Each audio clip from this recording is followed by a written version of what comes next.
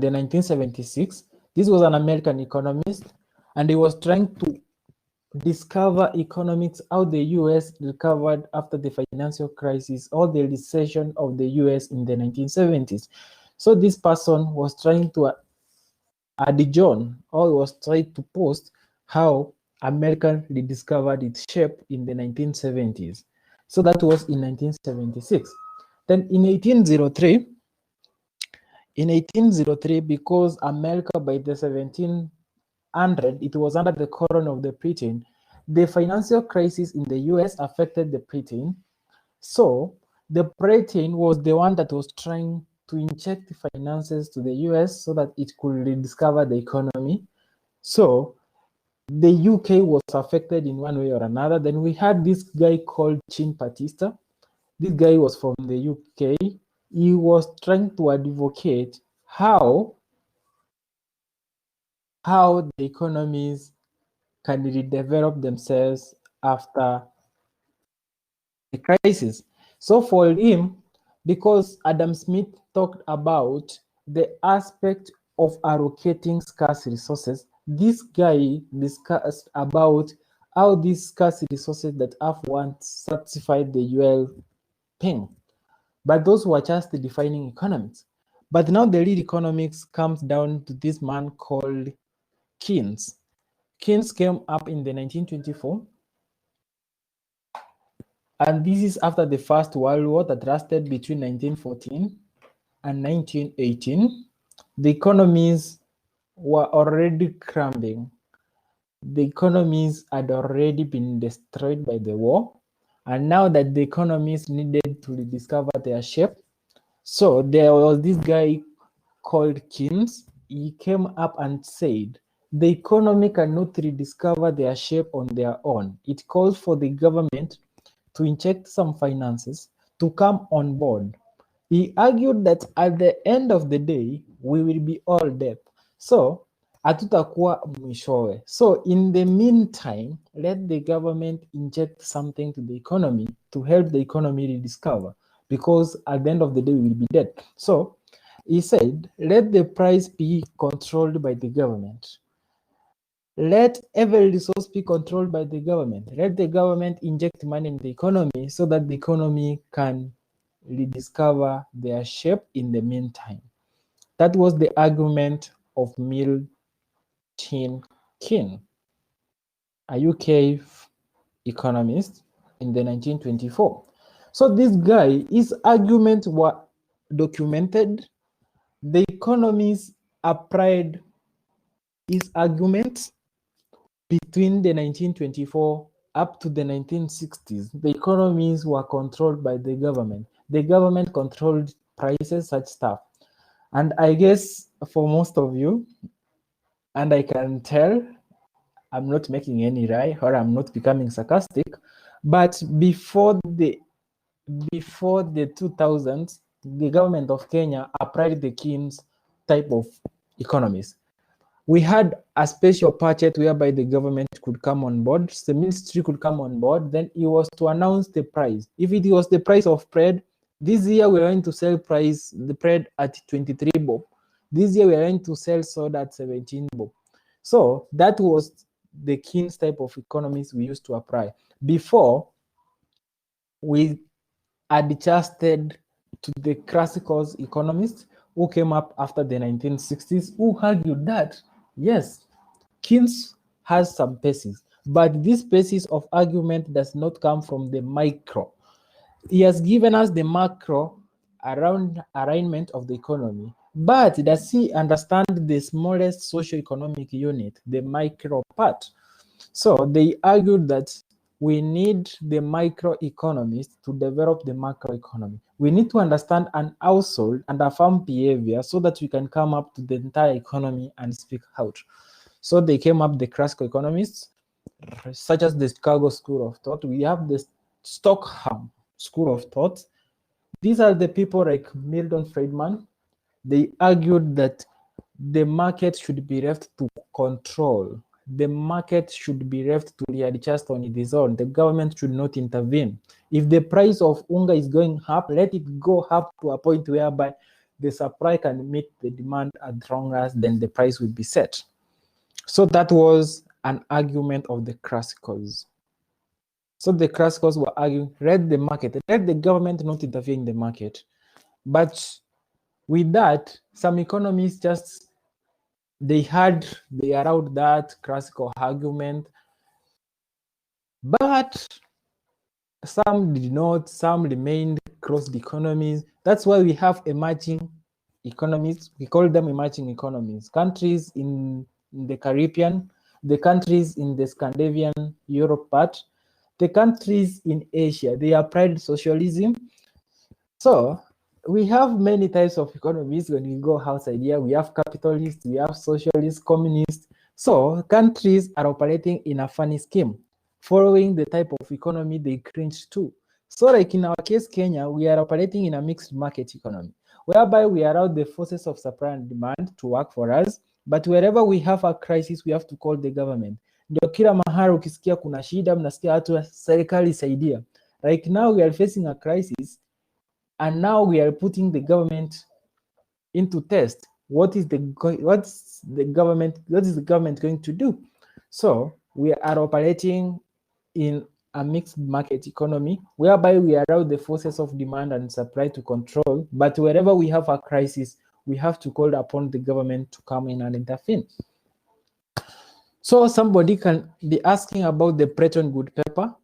So after the Second World War, those who did history, you heard about the Axis and the Allied parties in the alliance, whereby we had, the war was happening in Europe, where we had Hitler and the Masuriano of Italy. These were the people who were in one alliance with the countries such as Hungary and Turkey. There were others in the UK part, and the UK was supported by, that time it was supported by US. Then Japan joined the other side of the war.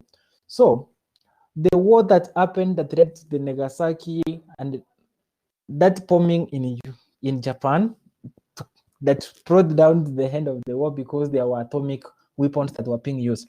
So after that, the economies were suffering.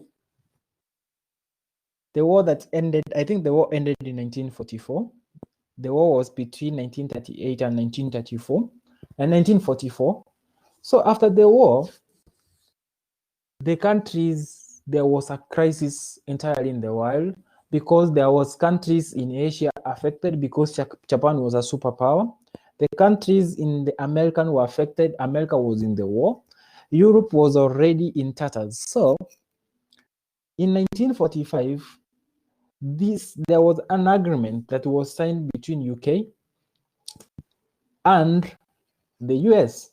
They said, no, we cannot be at war. We have been fighting over the years and our economies are struggling. What are we going to do? So they agreed, they sat down, they held a meeting in a place called Bretton Woods in New York in the 27th, in between the 1st and 27th day of July 1945, whereby they were struggling. How are we going to rediscover our economy? So after discussing, making several arguments, the UK suggested that we have a monetary fund that is going to stimulate trade. That is how the International Monetary Fund came into formation. IMF came into formation in the Bretton Woods conference that was held in the 1st to the 27th of July 1944. Then the US suggested that, okay, in this case, let us have a bank for development and restructuring. So they came up with a bank called International Bank for Reconstruction and Development, IPRD. So that's what they came up during that time, and they argued that, okay, as IMF is going to facilitate trade, IPRD is going to help. It's going to fund the development of nations that were distracted. So they agreed that in case every country is going to save with IPRD, in that format, every $1 is going to be backed by gold, by a piece of gold. So that's why somebody is going to ask me a civil question. Why do we realize that most of the finances, when we talk about money that is given out, is always associated with the dollar? So by then, US was still a power, and it said, okay, you pack every dollar, we give you $1, you give us a piece of gold. So it has developed since. The IPLD has undergone several transformations. It developed a piece called International Development Association. This is a bank that gives grant-free money to African and poor nations that really need help. There is money that you are given as a grantee that you don't necessarily need to pay. The recent country in Africa that was given the money was Ghana. That was the recent country. So that was one thing that developed from IPLD. Then we have international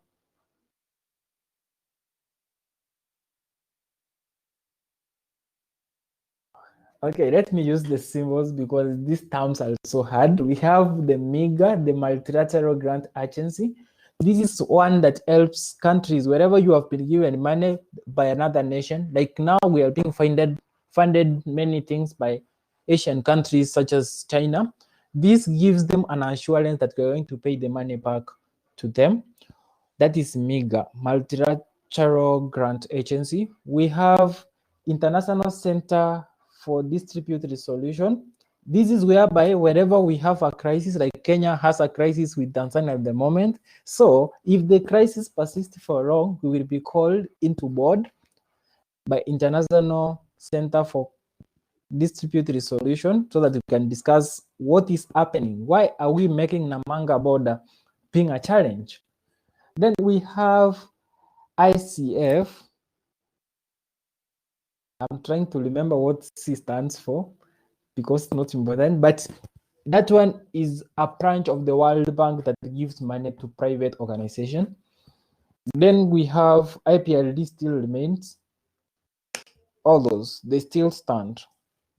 So the IPLD developed to be a World Bank group. That's why wherever you will be asked, you will be faced, why? Who is the president of the World Bank? I think he's currently a doctor from the US.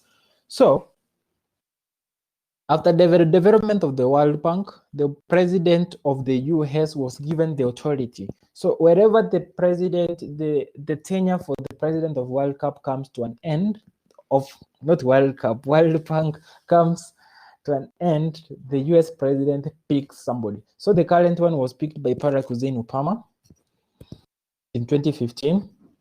He has 8 years to work with us. So after that, US was the power. So it is the country that chooses the president for the World Bank. So the development of the Bretton Woods paper existed up to the 1970s, whereby the countries had a fixed regime exchange rate, but it was backed by the dollar, whereby the currency, the exchange rate was against the dollar. But after that, the 1970 oil crisis, it affected the US. There were people in the US such as John Rockefeller, people who owned more than 90% of the economy in the US. So after the oil crisis, there was crumbling in US, and as their dollar was fluctuating, it was affecting the economies that had pegged their currency to the dollar. So after the crisis, the Bretton Woods paper was done away with. Then countries started engaging in flexible exchange rate. So we can talk about Kenya adopted the flexible exchange rate in 10th October 1993. And since then, we have been having several fluctuations. The exchange rate has gone to the highest level of 105.9 in the September date of 2015. That was the highest exchange rate. And the least has been 6.9 in 1993. So there have been those fluctuations over years. So economics continues to develop. So you can come up with something economical and argue economically. So after that, we discussed, I think I have touched every aspect of introduction, because we talked about the macroeconomics. We talked about the economic systems, the planned economy, the free market economy and the mixed market economy. Then we talked about what again? Some definition of simple terms. Then we asked ourselves, why do we study economics? Then we talked about the demand side. We defined the demand as the desire and ability to purchase goods and services at all market prices at a given point in time. Then we talked about the law of demand, where we said holding other factors constant, when the price falls, demand increases, and when the price rises, demand decreases. Then we talked about situations whereby the law of demand doesn't hold. We talked about given goods. These were discovered by an economist from the UK, Robert Given. Then we talked about fair-priced goods. These are goods associated with the rich. Then we talked about situation where we expect that the future prices, situation where we expect that the future prices are going to rise. Then we asked ourselves, why should the demand curve be downward sloping? We said it is downward sloping because, number one, when the price falls, initial consumers will purchase more of the commodity. Number two, when the price goes down, new consumers will be incentivized to purchase the commodity. And then finally, we said, when goods become expensive, they are left for important purposes. Then we talked about determinants of demand. We talked about the movement along the demand curve and the shift of the demand curve. We said the movement is brought about by the change in price of commodity. Then the shift is brought about by the change in income, the change in consumer preference and tastes, the change in the level of advertisement, the change in size of population, the change in future expectations about prices, and also the change in prices of substitutes and complements of the commodity under consideration. Then that is entirely what we shared under demand analysis. Then we talked about the demand curve is downward sloping from left to right. Then we talked about the supply analysis, where we said supply is the quantity of a commodity that suppliers, all producers, are willing to supply to the market at all market prices at any given point in time. They must be having that willing to supply to the market at any market price at any point in time. So we talked about the law of supply. We said holding all factors constant, when the price falls, supply declines or supply contracts. And when the price rises, supply increases or supply expands. Then we said about determinants of supply. We said supply depends on many factors, but for those, the list we shared, we said supply is affected by the price, the change in price of the commodity, one. Then number two, there is government policies such as taxes and subsidies. Then we talked about the weather condition. We have what we refer to peace and stability. We have what we refer to the level of infrastructure. We have what we refer to as technological levels. We have what we refer to as the cost of production incurred by the producer. We have what also we refer to as the price of substitutes, and many, many more, that as long as you can explain them. So that is what we know. And the supply curve is upward sloping from left to right. So today, hope we are together. So today, let me clear everything so that we can have today's topic and move together. So today we are going to talk about what we refer to as equilibrium.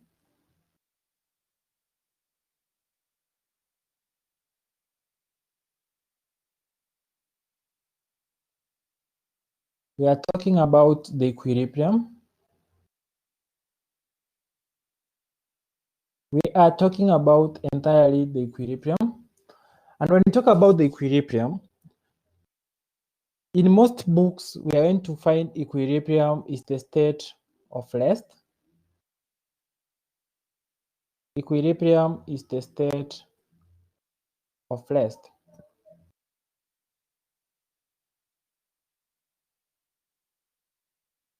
Equilibrium is the state of rest. And when we talk about equilibrium here, we mean that supply. So you can see how we have been building up. We talked about introduction, but now we are talking about equilibrium, where we are talking about supply equals to demand. Supply equals to demand. When we are talking about equilibrium, supply equals to demand. In some books, you are going to find QS equals to QD. QS equals to QD, meaning that quantity supplied equals to quantity demanded. That is how we analyze the supply. Quantity supplied equals to the quantity demanded. And to make it look more precise, we have to finish that today. So we are talking about quantity supplied being equal to the quantity demanded. Let me have a straight line here to divide this. So we are going to realize that when we talk about that in real sense, we are going to have our graph that way. It has, wherever you draw economic graphs, today I decided to use the whiteboard so that I can tell you how the economic graphs look like. So we have the equilibrium. We are talking about this. At this point, at the y-axis, we will be having what we refer to as price.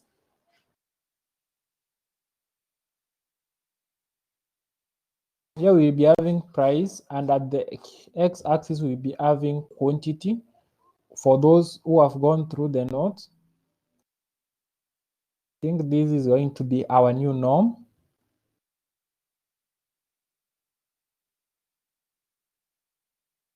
Hope my handwriting is not that poor. So we have the price and we have the quantity. So supply curve is upward sloping. So this is our supply curve.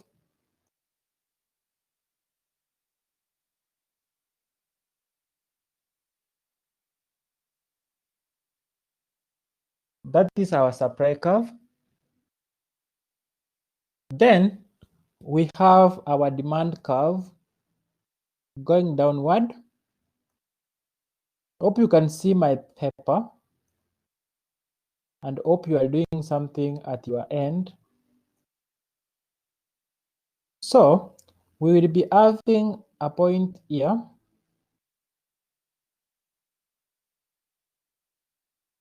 So this is where we call the P equilibrium and the Q equilibrium. So at this point here, we have the equilibrium point. At this point here, we have the equilibrium point where they are intersecting. Where the demand curve and the supply curve are intersecting, we have the equilibrium position in the market. Are we together? Guys, are we together? Use the public chat to tell me, are we together? If you have any question, you can ask in the public chat before I proceed.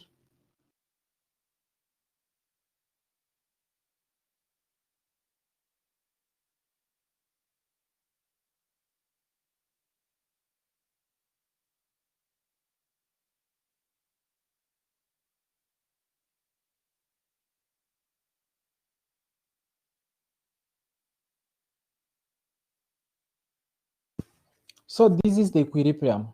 So wherever you will be asked, in any case, illustrate the equilibrium, you just pick the supply and the demand, then you are going to show the equilibrium price and the equilibrium quantity, and you're going to give us the E at that point. You're going to give us the E at that point. Okay, hope you have that on paper. I want to do a mathematical illustration, but before I do any mathematical illustration, this is what we normally assume. Assuming that somebody sets a price above the equilibrium, let us assume somebody has set the price above the equilibrium price at this point. At this point here, we are going to experience what we call excess.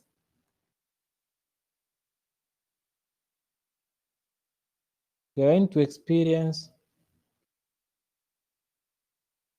excess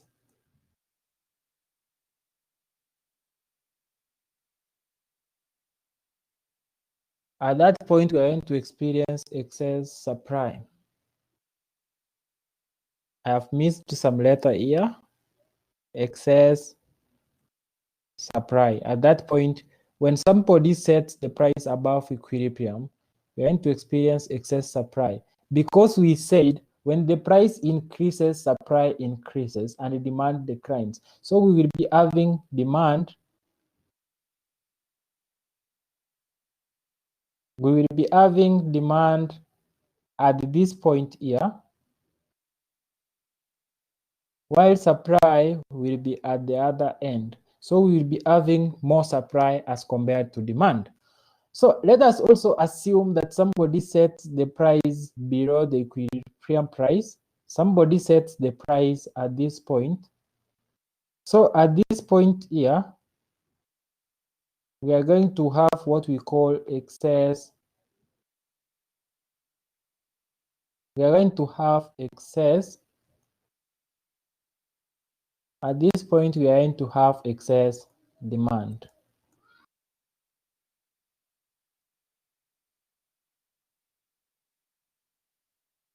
So if you set the price below the equilibrium, let us call this P1.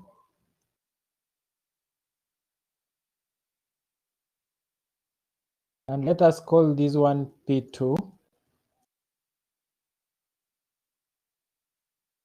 So if you set the price below the equilibrium price, you're going to have excess demand. And if you set above, it's going to be excess supply. So the market forces will tend to, in any case, they will tend to pull back the price to the equilibrium price in any case of the market. But before we proceed, let us have a mathematical derivation of the equilibrium. So hope you have this on paper. So I'm going to delete everything so that we can. I want to delete everything because we need to do something mathematically.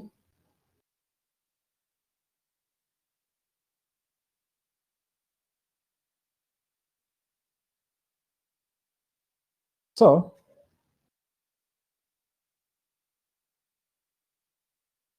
we can talk about mathematical illustration. I want to call it mathematical illustration.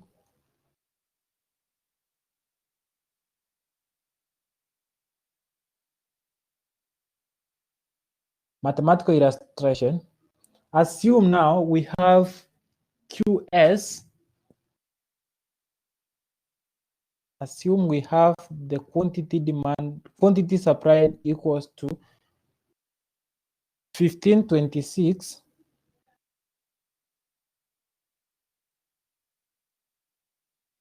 1526 plus, we are talking about 1526 plus 240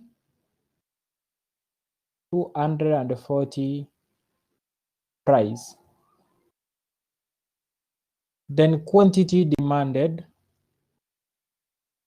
Then quantity demanded is given as 3550. We are talking about 3550 plus, it's not a plus because it's downward sloping, it's a negative. Supposed to be 266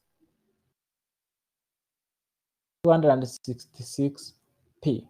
Then you are asked to come up with the equilibrium. You are coming up with the equilibrium price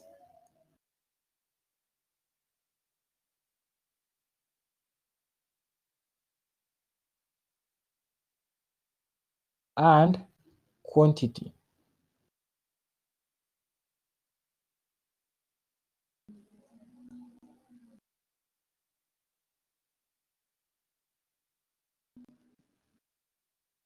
So in that case, when you are asked to come up with the equilibrium price and the quantity, what you are supposed to do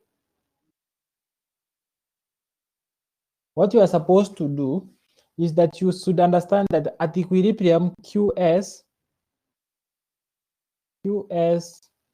equals to QD.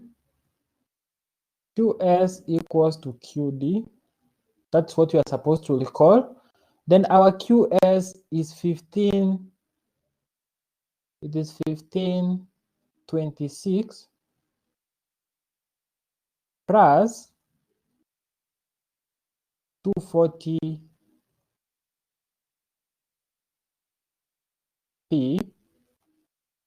Now we equate this one to QD. Our QD is 3550. It is 3550.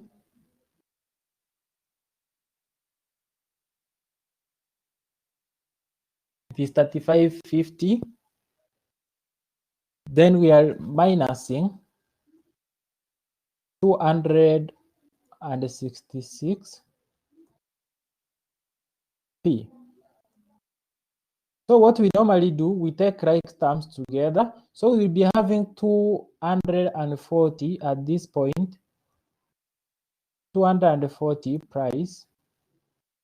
Then if this negative crosses this side, it becomes an addition. We are going to add 266p, which is going to be equal to 3550. Then if this one crosses the other side, it becomes a minus 1526. So when we add these two, we are going to find it is 506. It is 506p. Hope we are together. You can see how the 506 has been realized. It is 506. And then we will be having this one minus this, it is 2024. 2024. So P here in this case, our equilibrium price will be 2024 divided by 5 or 6. Nani amepata jibu? So our price here, we are talking about, it's going to be 2024 divided by 5 or 6. This one from mathematics, even if I did maths many years ago, the price is going to be 4. So the equilibrium price, so we can call this P equilibrium. The equilibrium price is equals to 4. So now you understand that in economics there is mathematics. So now the other question we were asked is the equilibrium quantity. So QS we are told is 1526 plus 240 P. So we can substitute our P price with the 4. So it's going to be 1526 plus 240, we multiply 4. Hope those with mathematical calculators have got an answer at 24. This 2486. Also, you can prove your answer whether you are right. You can use QD. They are supposed to give the same answer because they are the two equations. We had 35, 50. Then you are minusing 2, 6, 6 price. So in this case, we are talking about 35, 50, subtract 266. Our P in this case is 4. Hopefully, when you work out that one, you're going to get the same answer as 2486. So the quantity supplied, the Q equilibrium is this. Are we together? Are we together how to go about the mathematical way? Guys, are we together?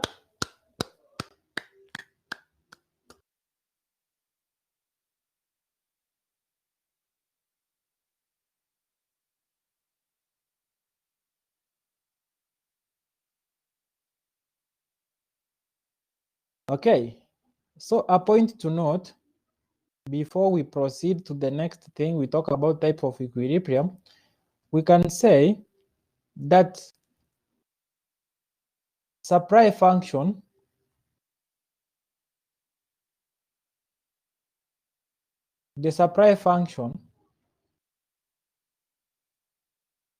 has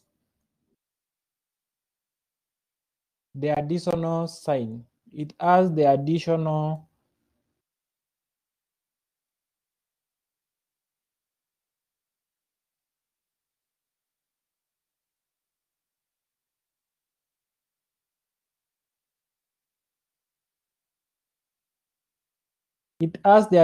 sign. This was what I am meaning. This is what I'm talking about.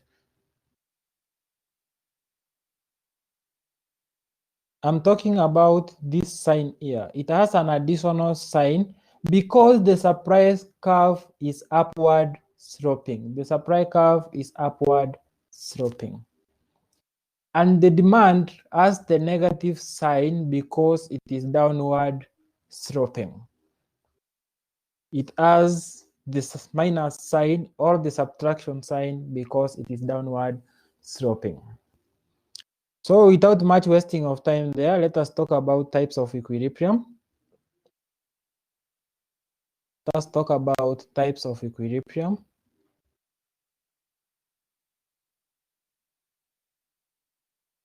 Types of equilibrium.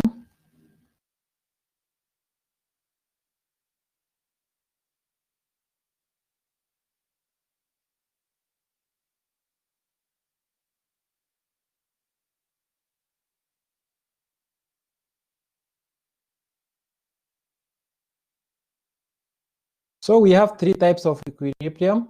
We have what we call the stable equilibrium.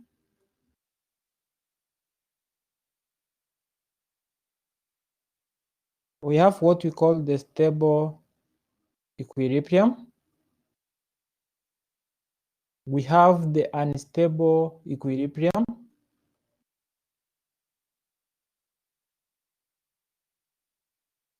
We have the stable, unstable, and then we have what we call the neutral equilibrium.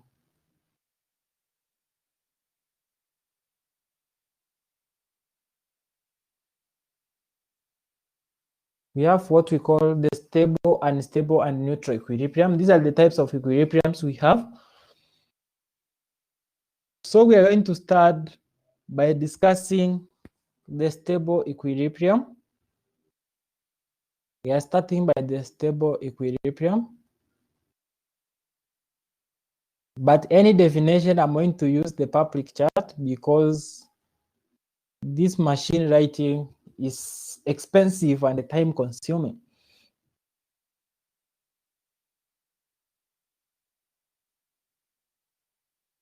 So we can say I'm using the public chat to define stable equilibrium.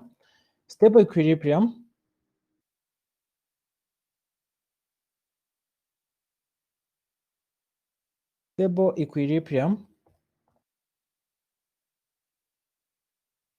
is whereby if the forces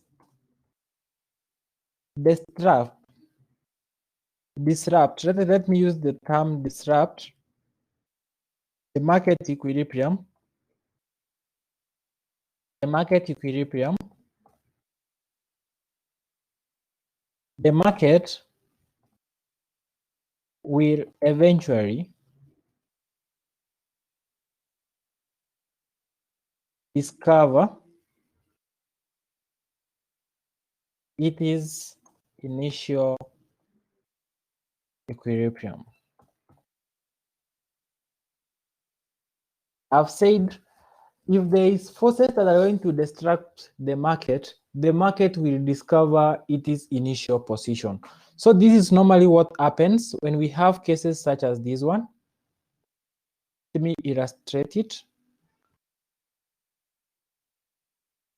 So this is whatever case, then we have our supply, then we have our demand.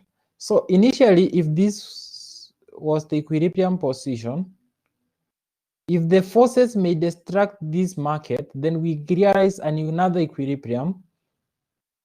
The forces are going to pull back the equilibrium to its initial position at eventually. So if we have price at this side and we have quantity at this point, and here we have the origin, if in any case the market moves away from the equilibrium, the force of demand and supply will work in a way that the market will turn to its equilibrium finally. So when we talk about stable equilibrium, we mean that the market is able to discover its initial equilibrium after the equilibrium is being disrupted. That is for the stable equilibrium. Then the next thing, let us talk about unstable equilibrium. Unstable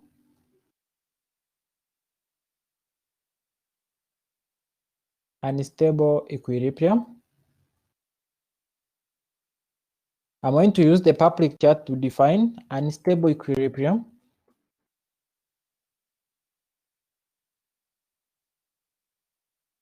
When we talk about unstable equilibrium, this is where we talk about if forces disrupt the market equilibrium. If forces disrupt the market equilibrium, the market moves further away from the initial equilibrium .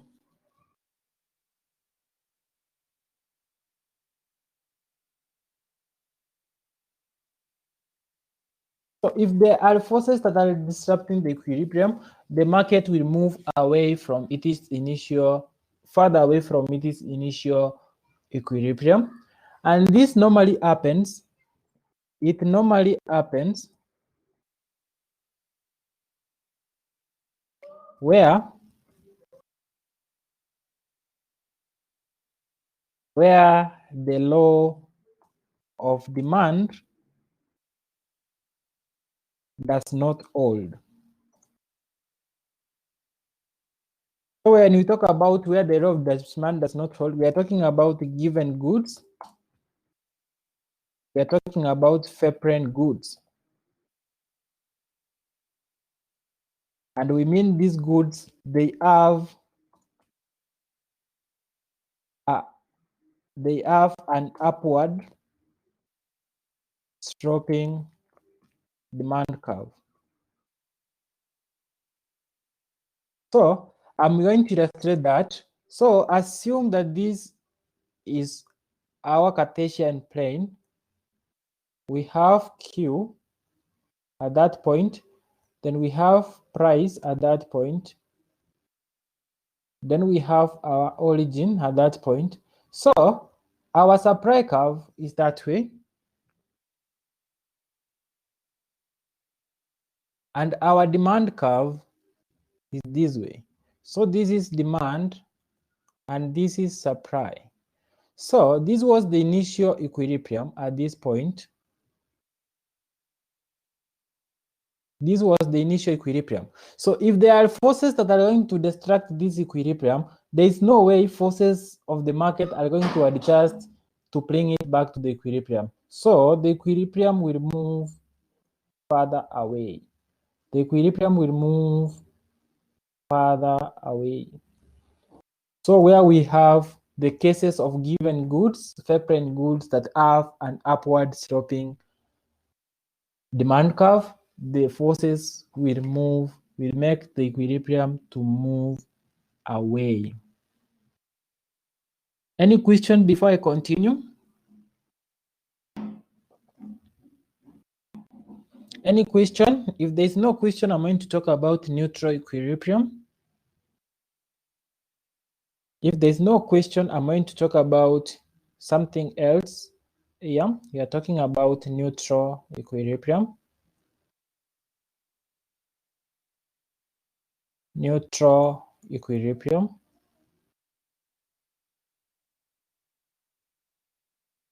So I can define using the public chart neutral equilibrium.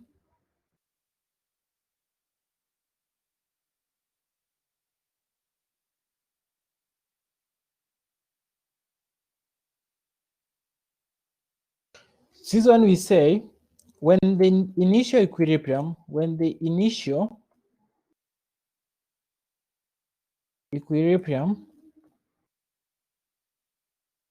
is disrupted,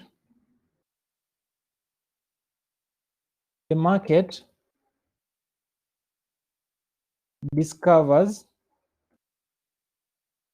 a new equilibrium.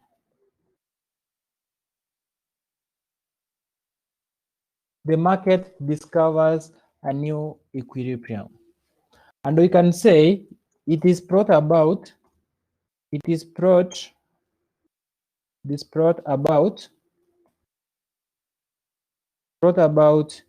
by the shift of either the demand curve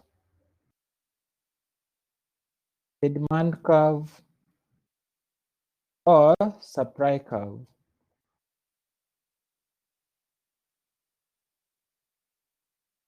It's brought about by the shift. Under shift, it is not shift, it is shift. There is a T. So assuming, let us have this illustration. So assuming that, so we have our price, we have our origin, then we have the Q here. So assuming that our demand curve was this one, I'm using small d, then we have our supply curve that way. If it happens, this was our initial equilibrium. This was our initial equilibrium position. Then there is a shift in the supply curve. Maybe there is an increase in supply, therefore the supply shifts outward. That way, there is increase in supply. We are talking about the shift of the supply curve that way. Bringing this, we are going to have a new equilibrium at this position. We are going to discover a new equilibrium. So this is what we refer to as the neutral equilibrium. And in case we have an increase, let us talk about the demand curve maybe shift outward. There's increase in demand. There we are going to have a demand curve at that point. Then we are going to have a new equilibrium at that point. So that's why we are talking about it is brought about by the shift of the demand curve or the shift of the supply curve. So those are the types of equilibriums we have on board. They are the type of equilibrium we have on board. So this, when we have this case, where we have this case of neutral equilibrium, my dear brothers and sisters, I want you to be so keen. Be keen, because the next thing I want to ease your task wherever you are faced with this. So hope you have been able to draw this. Let me go to another slide. So let us assume we have, this is what brings a lot of challenges to many students. So assuming that we had our supply and the demand, this is supply. Let me change the color. I'm going to use red. Assume that somebody tells you now that there was an inward shift in the supply curve. You know, some people get an inward shift. An inward shift is a leftward shift of the supply curve, or an inward shift of the demand curve is a leftward shift. So what happens when there is an inward shift of the supply curve? Or there is a decline in supply. You are supposed to draw that on paper, then you are going to have your supply at that point. What happens?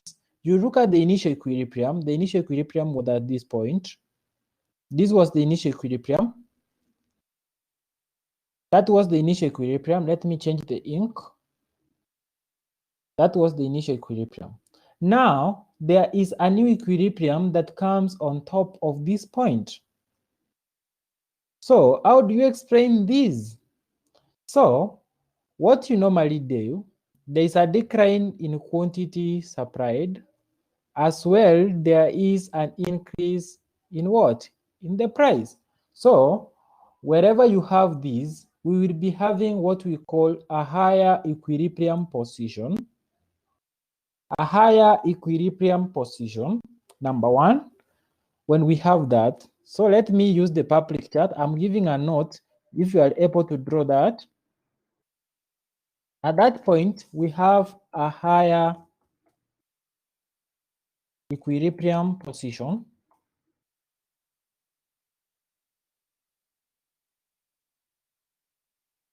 With a higher price and the lower quantity. So that's what we have after from that paper, because there is a shift of the supply curve. There is that shift of the supply curve. Then somebody is going to tell you about what happens when the demand curve shifts. So also you can draw that on paper. We assume the origin, we have our Q, we have our price. So maybe we had our quantity supplied, and this is our D, quantity supplied, quantity demanded, and our S.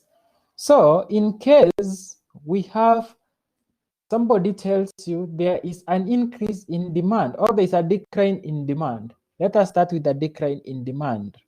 When we have a decline in demand, we are going to have that downward or the leftward shift. So with that in mind, now the initial equilibrium was at this point, Now we are going to have a new equilibrium. We are going to have a new equilibrium at this point, So what happens here? You can explain it. Let me use the public chat. I'm using NB.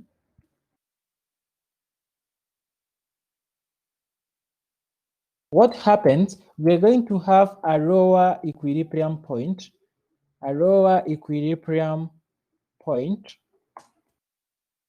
Number one, with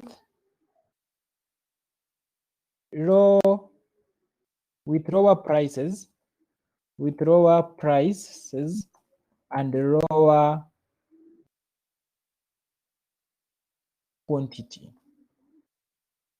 So this is how we go about it. Don't try to charge things over your head. This thing, you cannot charge it over your head. You have to draw it on paper so that you can understand it. Also, somebody is going to tell you about an increase in demand.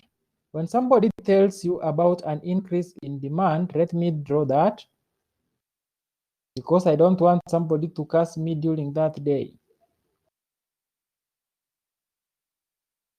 So we have our demand, our supply, we have our quantity, we have the price, we have also here we have the origin. So somebody has told you that there was an increase in supply, or there's an increase in demand. So when demand increases, it causes that way. It moves upward.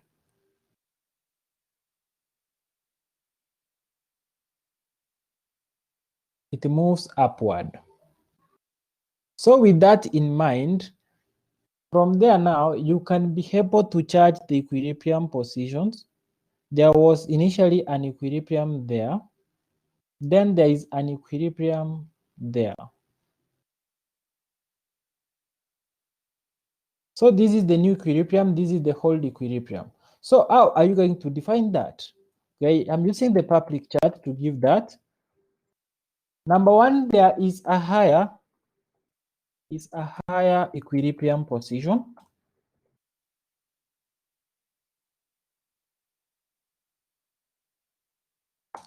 With a higher price. There is a higher equilibrium position with a higher price and a higher output, a higher quantity. So that is how you are supposed to go through when you're faced with that challenges. Wherever you are facing those challenges, that is how you go about them. Then I'm going to talk about something here. So I'm not going to illustrate what happens when supply declines. That one you can do it on your own, or when supply increases. But I can do it. Let me do it so that somebody will not curse me. I paid school fees I was not taught. What is this am I drawing?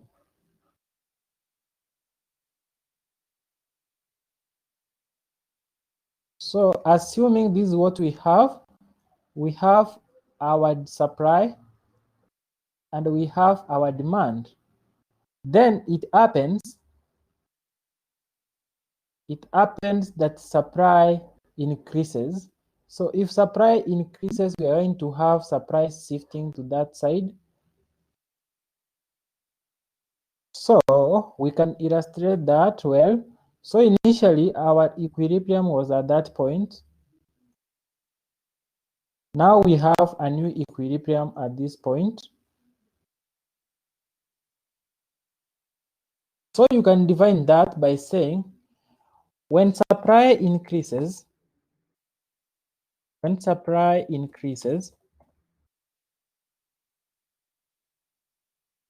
or when supply moves outward, there is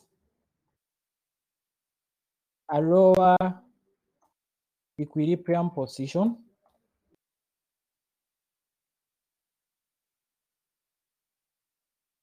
There is a lower equilibrium position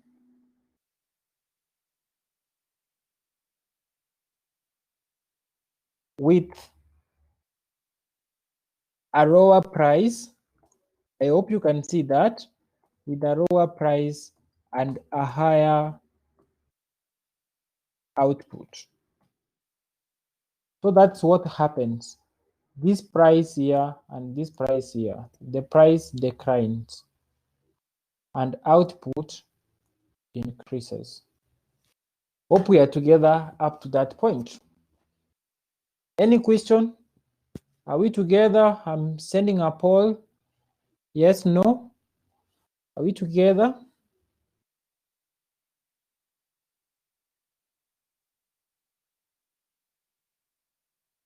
Anybody left out?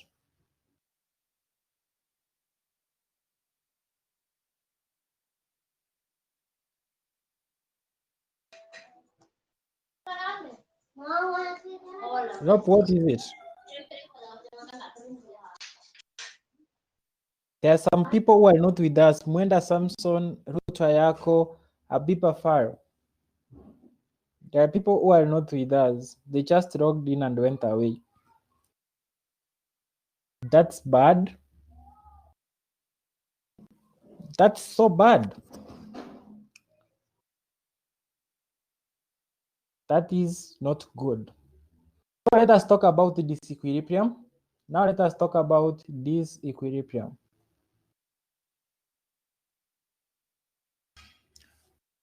We are talking about the disequilibrium.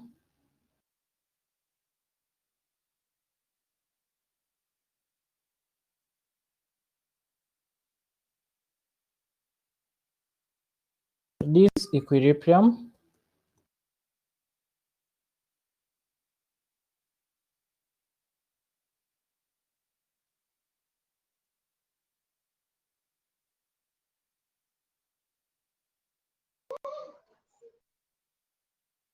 Rob, mute your mic, or I mute for you.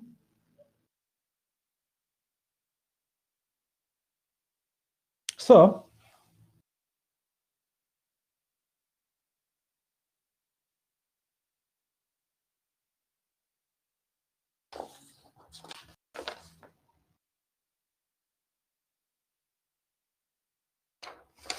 there is a point we talk about disequilibrium. Then we have causes of disequilibrium. Causes of disequilibrium. I'm using the public chat. Causes of disequilibrium.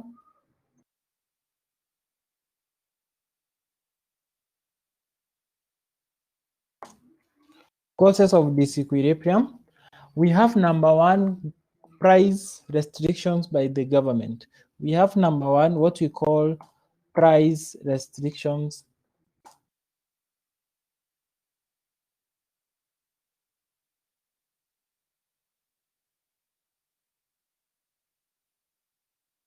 Price restrictions by the government. The government may decide, they may choose alternative A to set what we call the maximum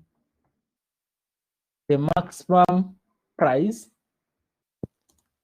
The maximum price, or sometimes we call it the ceiling price. I'm going to illustrate those. Or the government may choose alternative C, P, setting the minimum price, which we refer to as the floor or the floor price.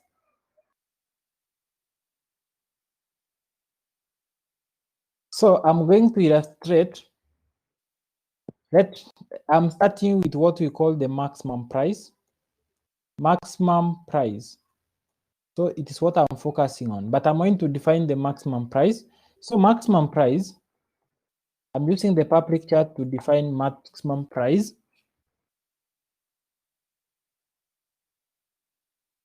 Maximum price or ceiling price is price set below the equilibrium price. Is set below the equilibrium price. It is a price that is set below the equilibrium price.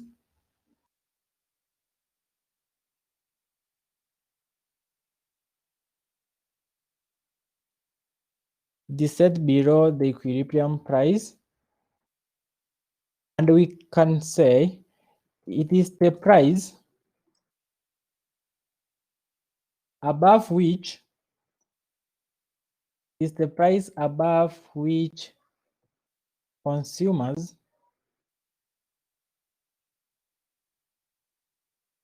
consumers should not purchase a given commodity. Purchase a given commodity. It is set to favor consumers from exploitation.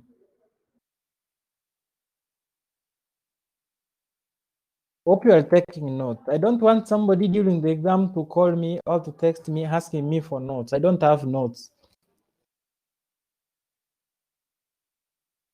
Like somebody the other day called me to ask for notes. And I was like, wow.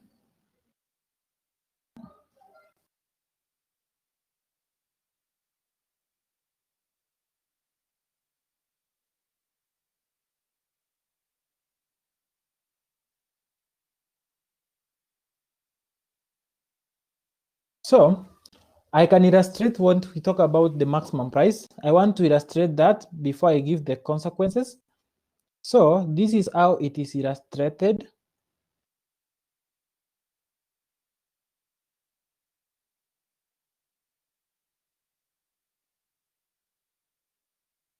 So initially we had our supply and our demand. So we have demand and supply. So we can talk about the equilibrium position being somewhere there. And here we have price. And at this point we have quantity. I'm sorry for this gap in between these. So we are talking about setting the maximum price. The government sets the maximum price. If the government sets the maximum price, was the P equilibrium. So the government is going to set the maximum price below that. And this is what now we refer to as, the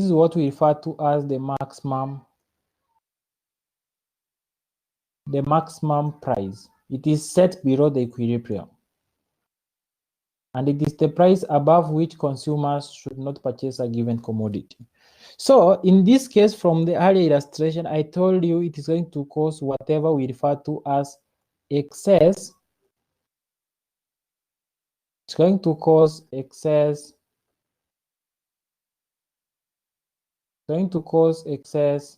Demand.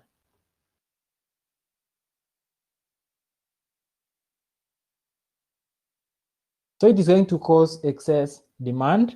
It is below the equilibrium price and it's going to cause excess demand.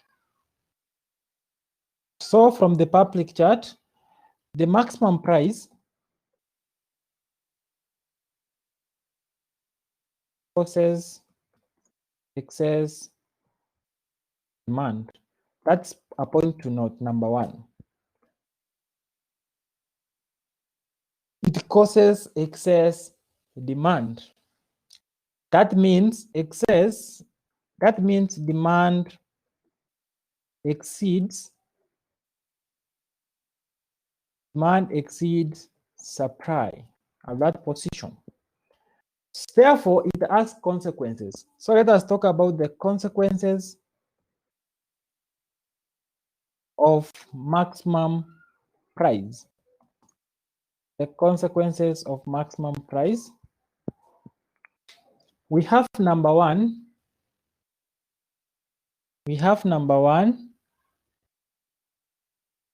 It causes shortages.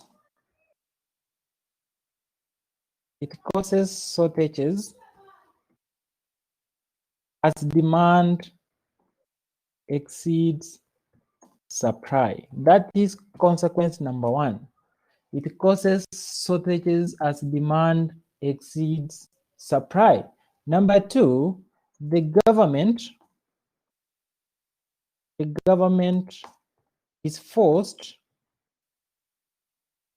to carry out what we refer to as rationing of resources. Wherever we have excess, people demanding too much, you are forced to do some rationing of resources. You are not allowing people to go and get them freely. Then number three, firms are profit maximizing entities.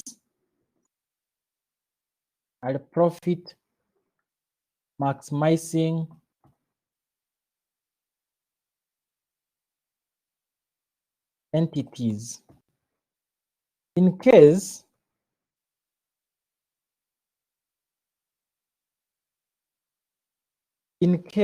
of maximum price, they will be discouraged. They will be discouraged to invest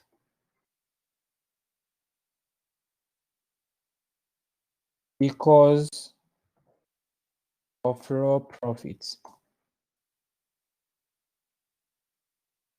So they will not be making that high profits. So they will be discouraged. So then number four, due to low investments,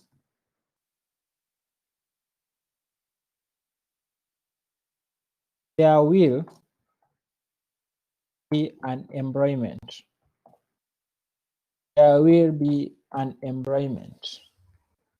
Due to the low cases of investment, there will be an embroilment.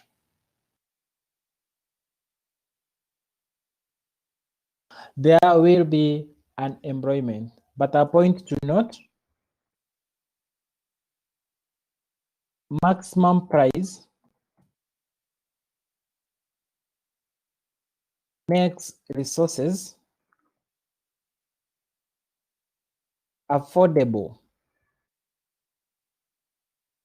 by consumers, increasing social welfare. Increasing social welfare.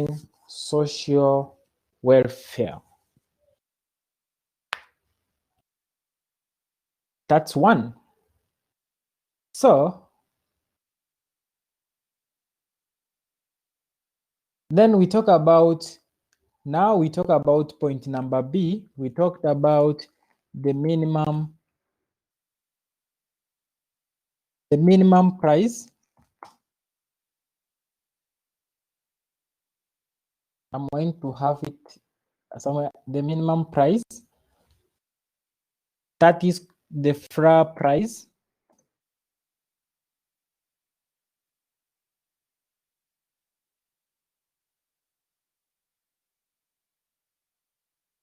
The minimum price of the FRA price. And number one, it is set above the equilibrium price.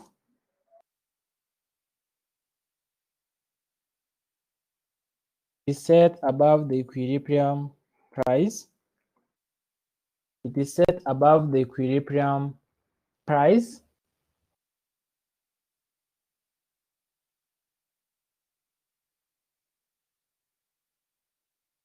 It is set to motivate producers to supply more of a commodity. Therefore, we can say it is the price. Is the price below which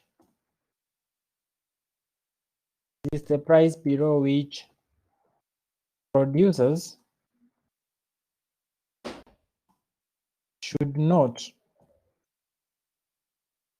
supply a given commodity.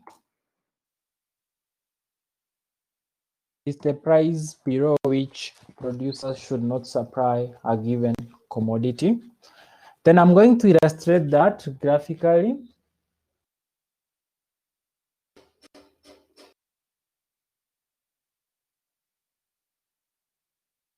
I'm going to illustrate that graphically. I'm talking about the minimum price.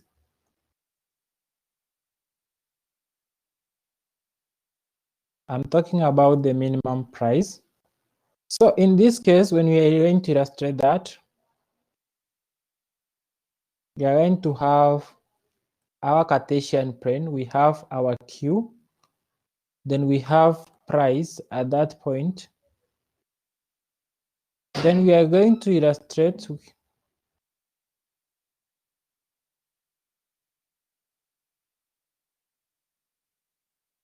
We have our origin at that point. Then we have our supply curve, S. Then we have our demand curve, D, that way. So in this case, this was our equilibrium. This was our equilibrium. But now the government comes on board and says, yes, I'm going to set the price at this point. So this is what we refer to as the minimum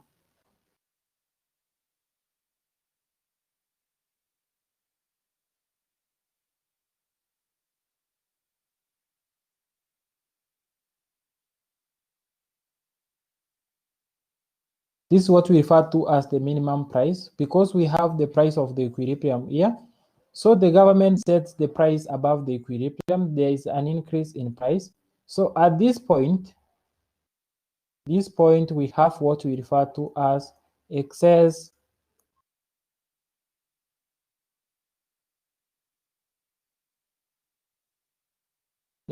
supply.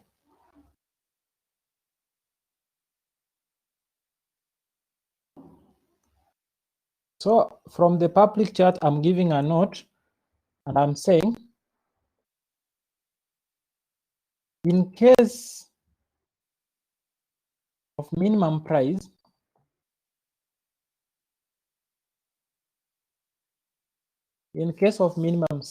supply exceeds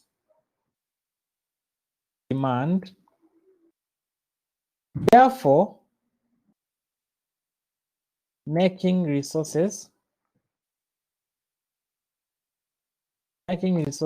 available. It makes the resources available for exportation.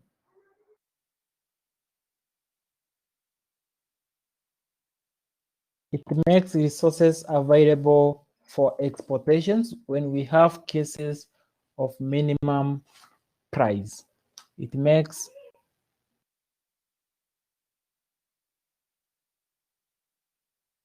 resources available for exportation.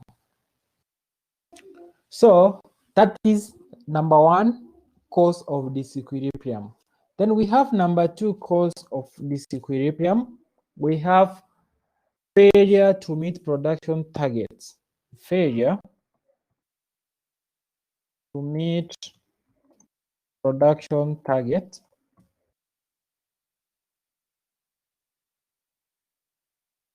Failure to meet production targets. I'm going to tell you what that means.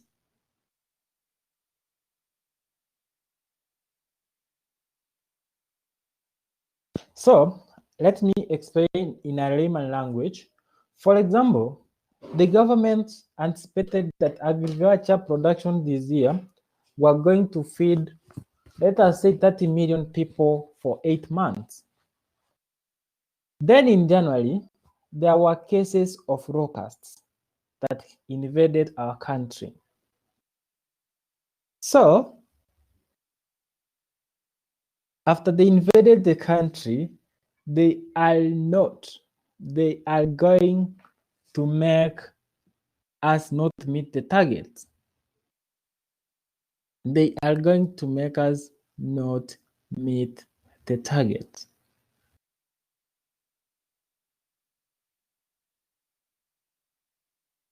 They are going to make us not meet the target.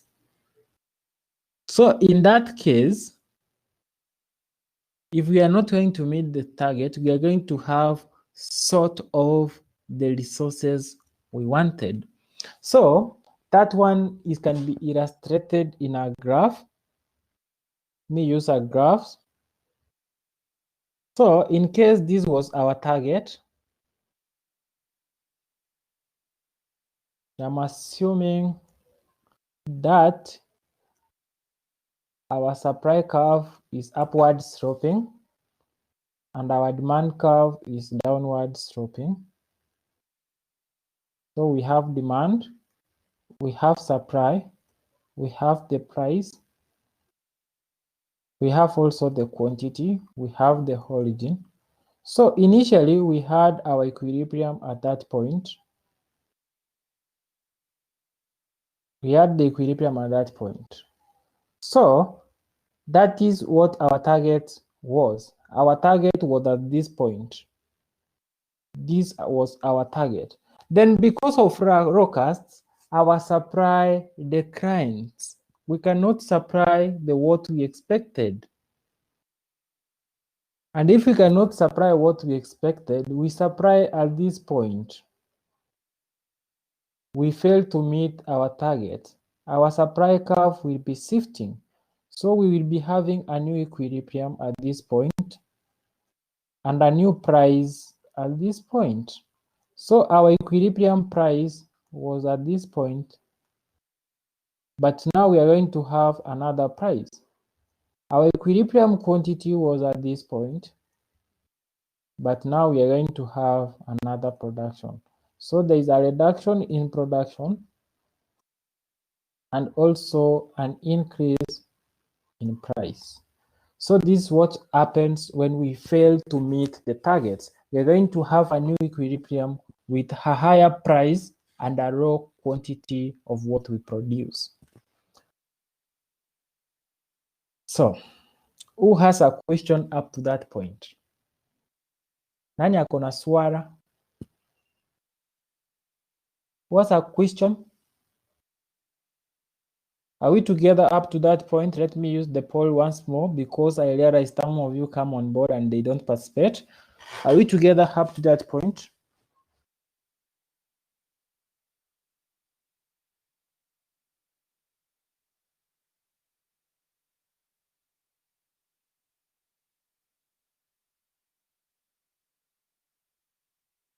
Apipa again did not respond to our poll.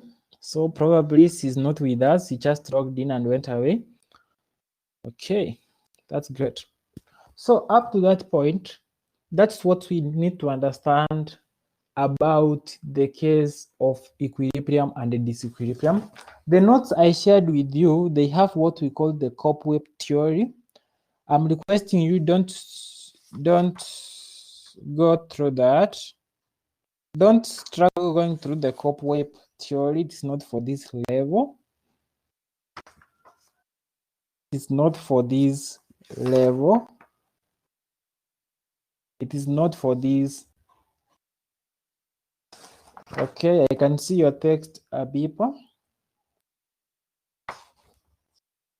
Should we continue?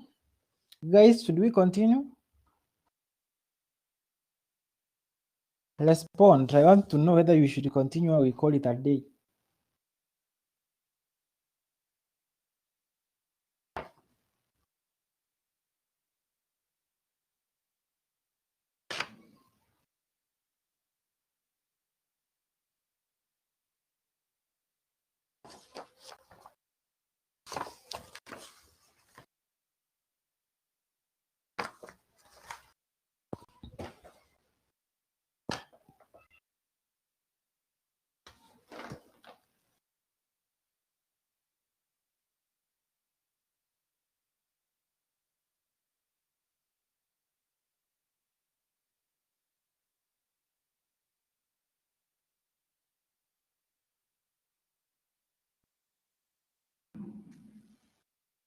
Okay.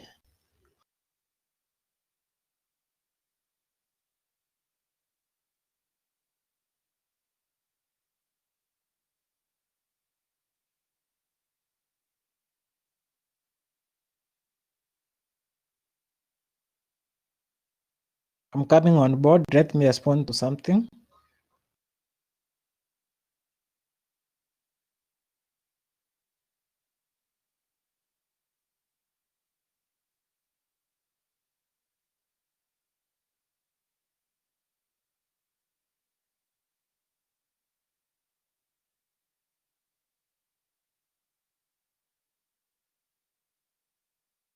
Okay.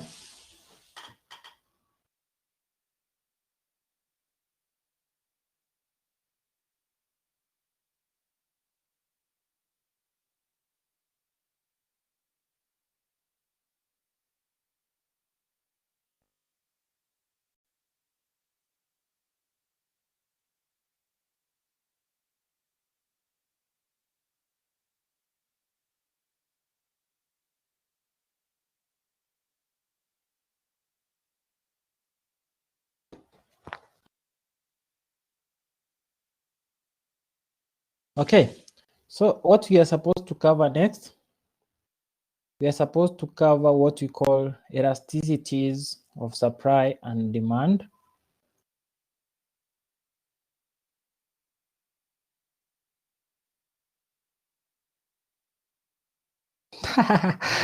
Oh, Jesus. Elasticities.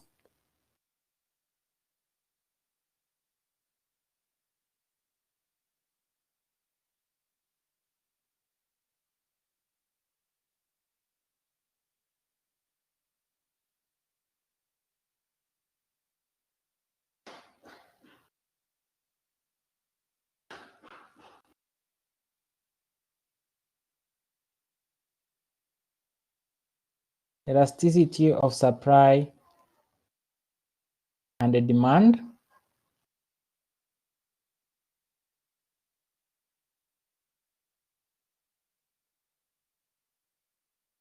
So that's what we are supposed to cover. I'm using the public chat. We start with elasticity of demand.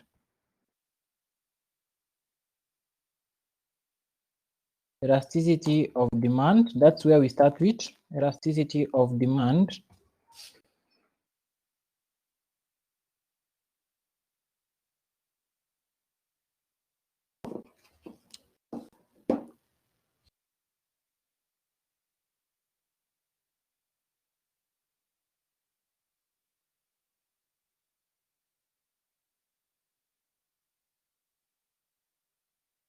We have elasticity of demand.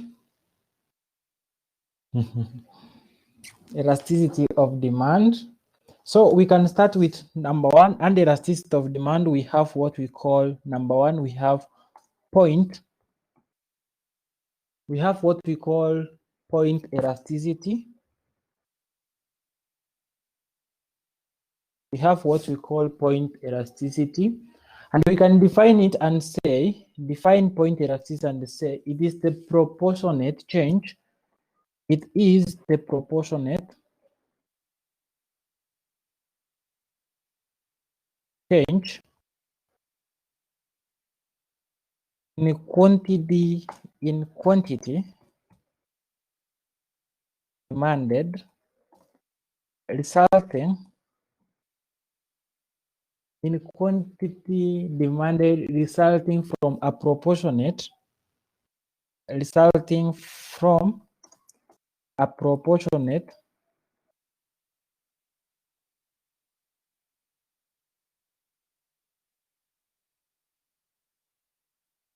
change in price at a particular point,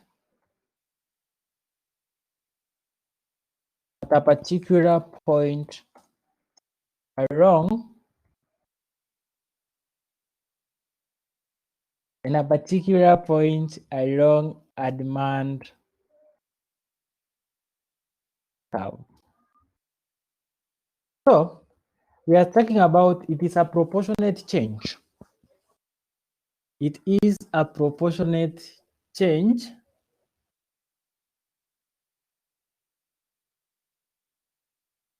in quantity demanded resulting from a proportionate change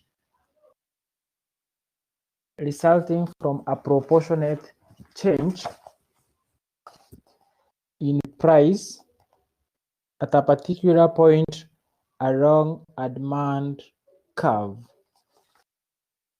So it is given as this way. It is given that, so elasticity is normally expressed as that.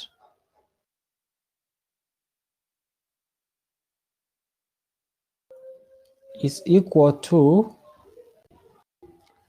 proportionate change. That means is change the way dy we used to do dy.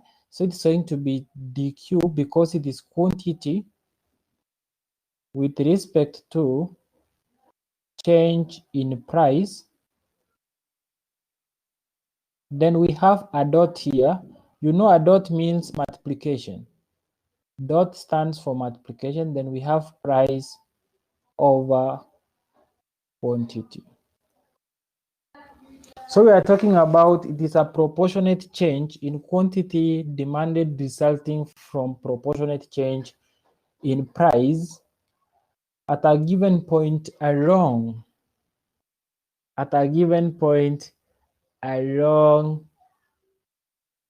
the demand curve. So let us assume we have that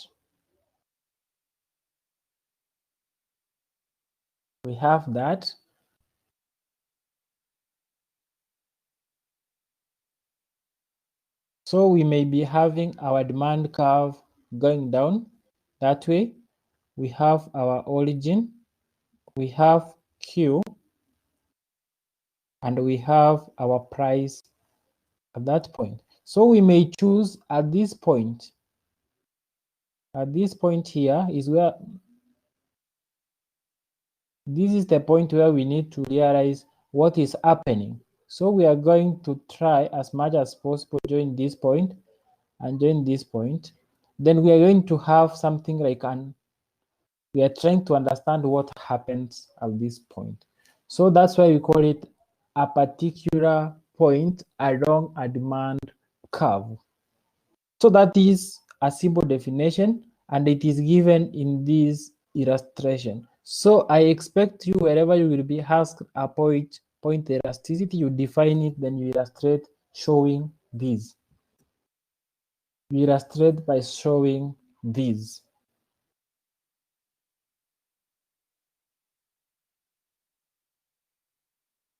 Then we have number two. We have number two, what we refer to as, I'm using the public chart. We have number two, what we refer to as arc elasticity. We have what we refer to as arc elasticity. We can say it is a measure. It is a measure of average elasticity.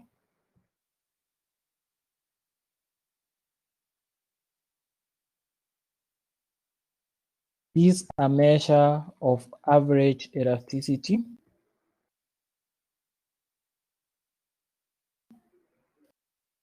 And we can also say it is the midpoint. It is the elasticity at the midpoint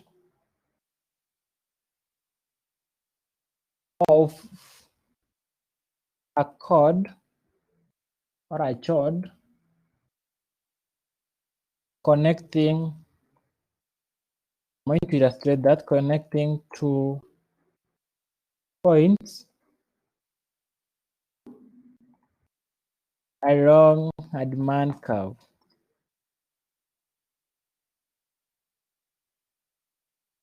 So that one can be illustrated this way. So assuming that we have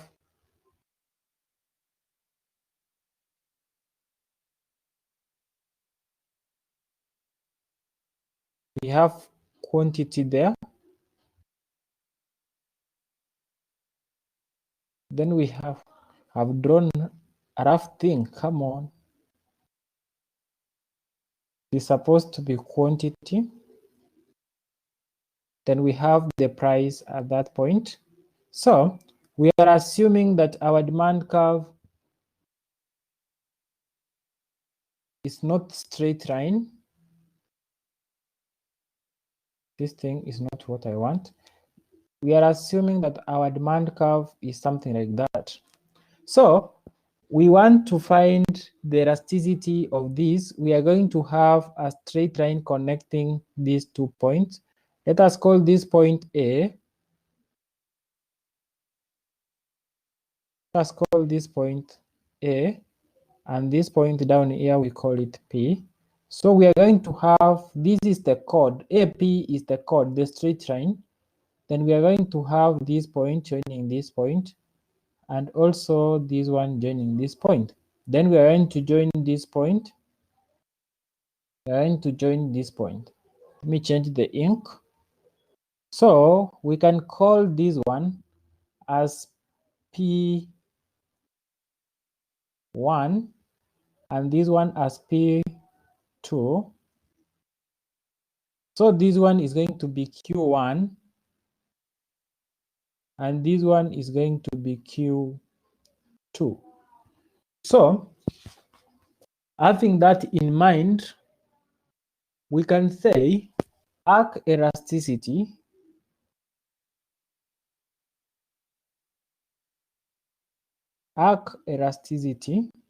is going to be given by, it is going to be given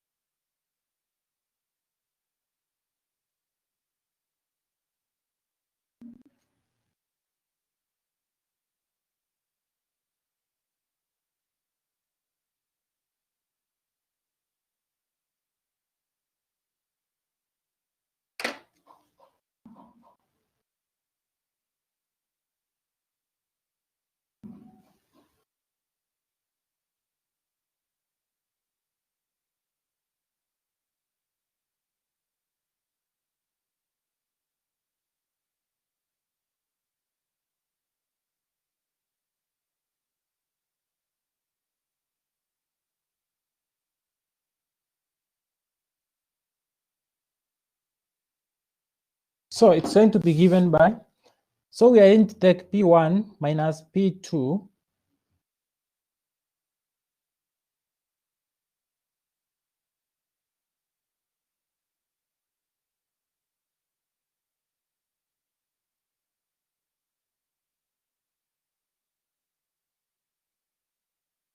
so it is going to be given by P1 minus P2 divided by, if we started with 1, you start with 1 again, it's going to be Q1 minus Q2. Always remember, a point to note,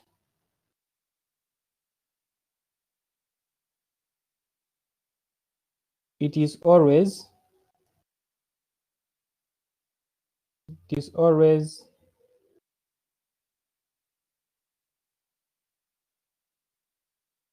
I'm saying it is always negative.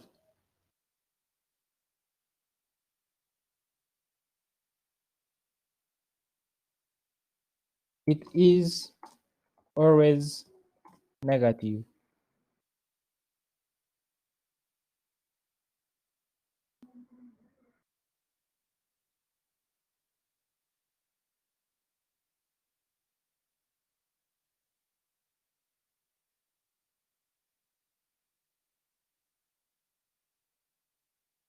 It is always negative. Then number three, we have what we call the income elasticity of demand. Income elasticity of demand. That is our number 3. Income elasticity of demand.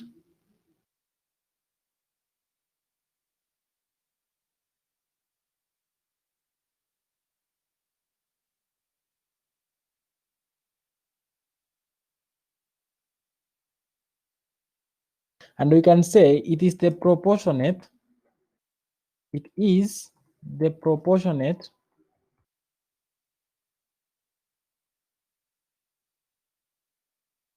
proportionate change in quantity demanded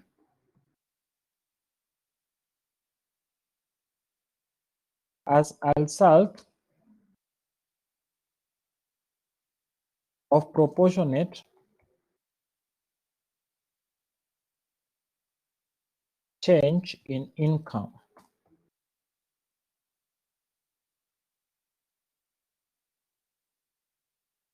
I'm not going to illustrate that graphically, but it is always positive.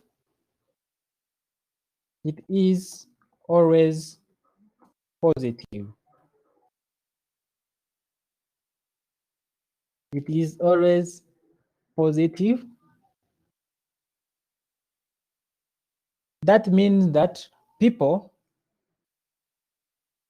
purchase more when income increases.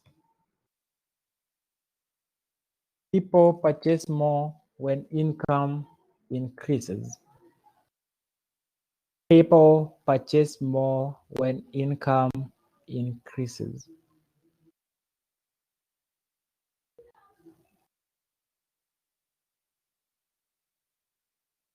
And it can be illustrated. Let me show how it's illustrated mathematically.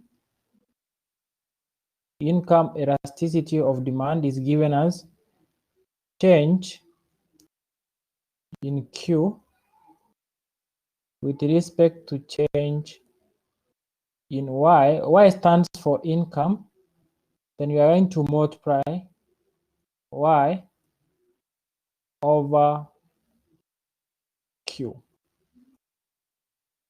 So that is how it is normally illustrated mathematically.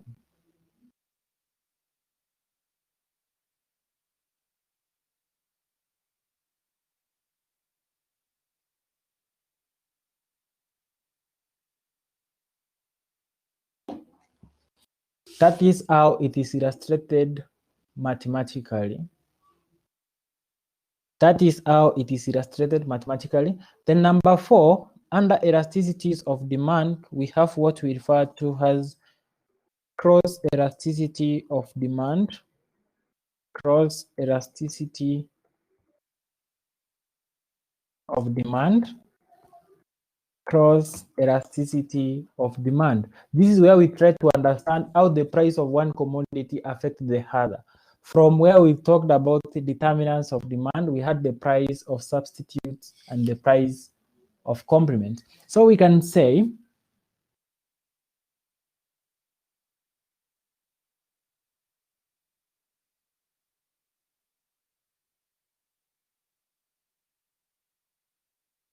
we can define it and say the percentage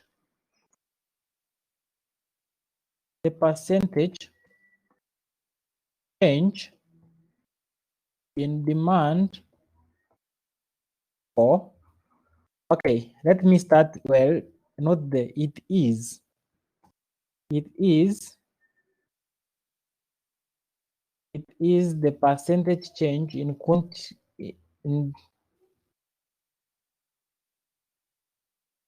is the percentage change in quantity. Let me have it well. Quantity demanded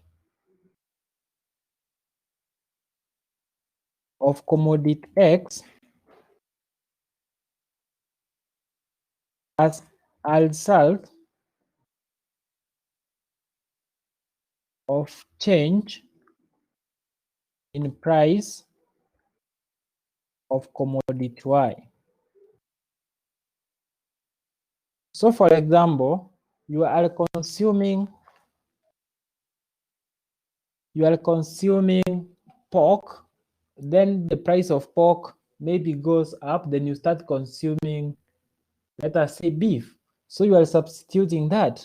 So how the price of one commodity changes the consumption, the demand for another commodity. So it is illustrated in symbol terms. I'm going to use so it is indicated as that.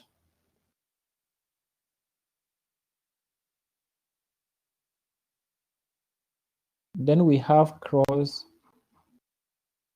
C dot E, cross elasticity. It stands for cross elasticity. Is change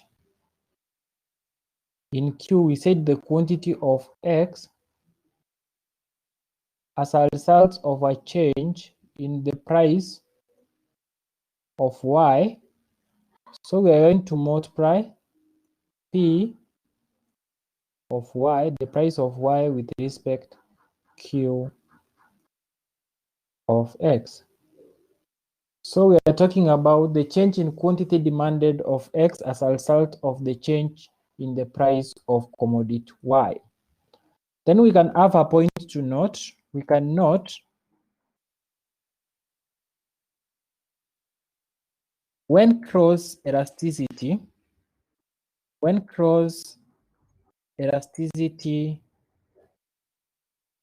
is positive, when cross elasticity is positive,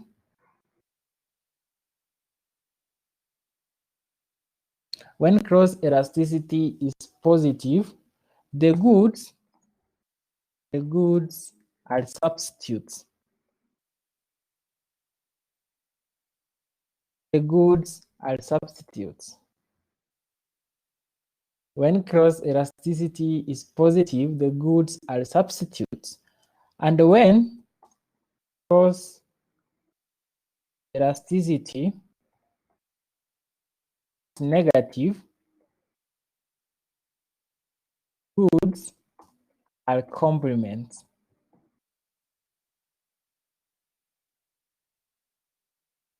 When cross elasticity is negative, goods are complements. Goods are complements. And when cross elasticity is 0, goods are independent. They are independent of each other.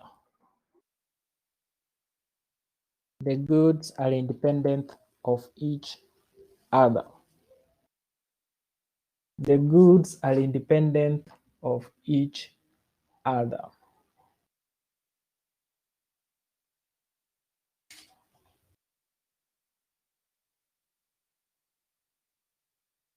Then we can talk about determinants of price elasticity of demand. Another subtopic, determinants of price elasticity. We are talking about the determinants of price elasticity of demand. So we have these are factors that affect elasticity of demand. So I want to just name them. So number one, we talk about availability of cross substitutes to the commodity. Availability of cross substitutes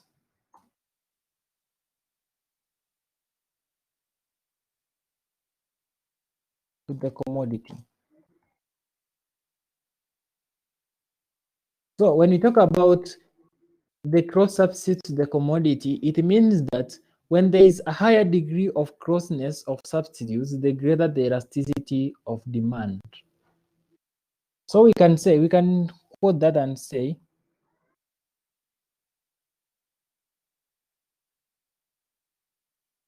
there is a higher elasticity of demand if goods are cross substitutes. If goods are cross substitutes, there is a higher elasticity. Then number 2, we can talk about the nature of the commodity. Nature of the commodity. Nature of the commodity.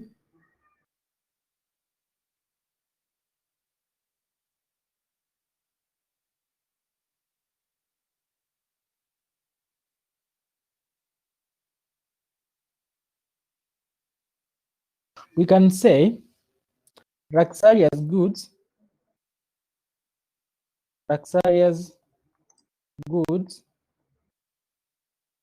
are more elastic. They are more elastic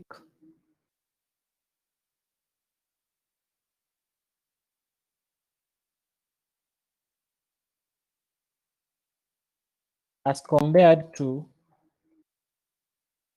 consumable goods or consumption goods.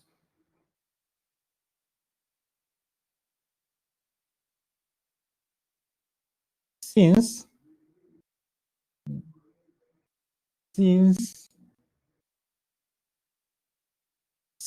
their consumption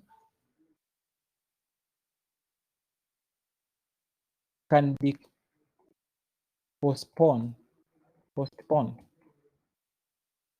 Since their consumption can be postponed. So the nature of goods, we are talking about comparing consumer goods and luxurious goods. Then number three,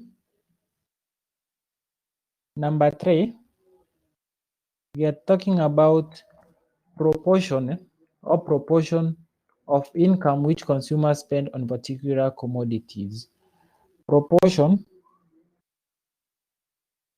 of income consumers spend on a particular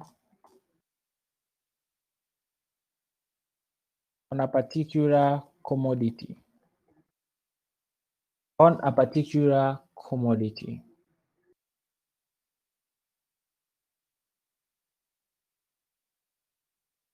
So we can explain that and say, if a consumer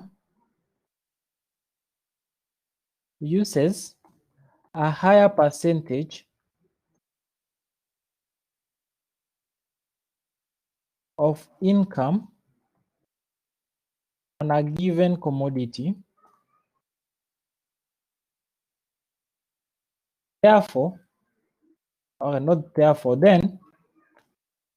then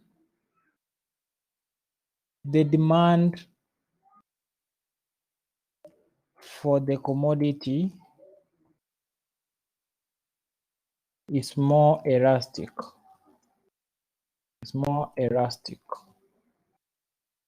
Then the demand for that commodity is more elastic when he or she uses more income on it. Then number 4, we have range of use. Range of use of a commodity. Range of use of a commodity. So we can say, when the commodity has several uses, it is more elastic. When a commodity has several uses, it is more elastic. Then number 5, we have what we call habit.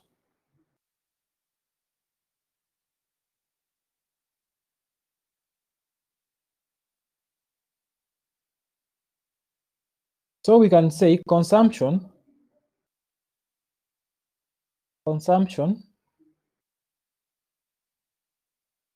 developed as a result of habit, which is smoking,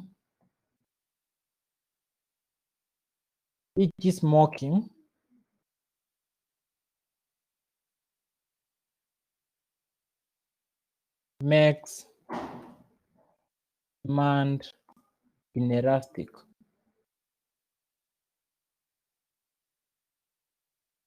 So if you go to the market and realize that the price of alcohol has gone up because you developed alcoholism from habit, you will not be able to change, or you will not go away because your desire wants you to take that cigar. So that is what we can talk about elasticity of demand. Anybody with a question up to that point? Nani ako na swali? Anybody with a question? Should we conclude on elasticity of supply? Should we? Guys, I want to see people talk. Come on. Should we? Or we just call it an evening?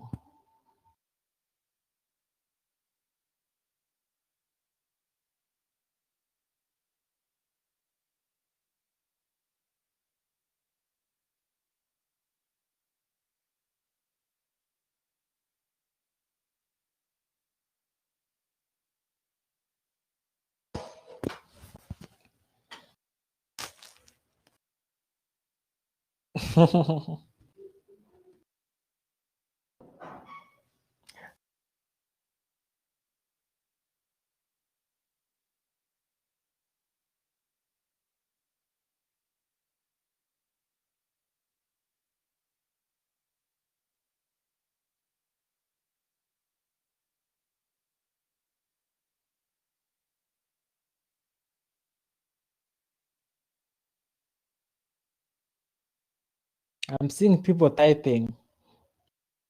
What are they typing?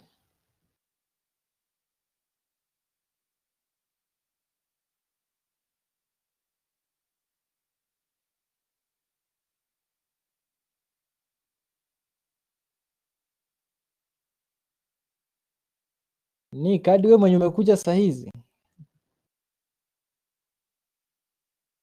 Okay, I want to unmute your mics. I want to call the class attendance register, then we call it the day. So I'm unmuting your mics. I'm unmuting the mics.